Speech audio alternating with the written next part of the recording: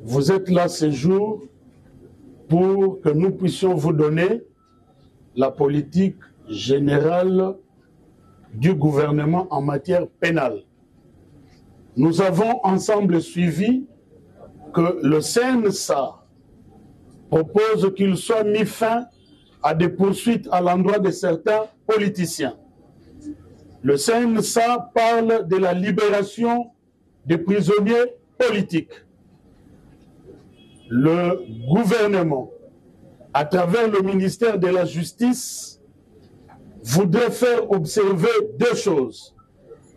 Premièrement, il y a ce qu'on appelle le standard international pour le pays en conflit ou le pays post-conflit lorsqu'on veut dialoguer et ramener la paix et l'entente.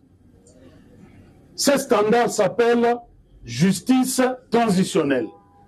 Or, nous voulons faire noter que la justice transitionnelle repose sur 4 piliers. Le premier pilier, c'est la recherche de la vérité. Or, la vérité, on ne peut la trouver qu'à travers un procès, s'agissant des victimes. Deuxièmement, il y a la justice. La justice, entendue ici dans le sens des poursuites pénales. Troisièmement, il y a la réparation. Et quatrièmement, il y a des réformes à réaliser. Comment connaître la vérité? Comment poursuivre? Comment indemniser ou réparer si on met fin du jour au lendemain à des poursuites en cours? C'est pour dire que cette proposition ne rencontre pas le standard international en la matière. Et encore, nous voulons ajouter un deuxième point, c'est que dans ce qui se passe dans notre pays, il y a des victimes dont il faut tenir compte.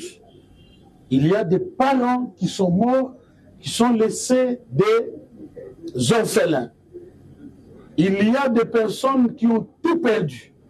Il y a des personnes qui ont subi ces choses dans leur chair et qui sont devenues des personnes vivant avec handicap.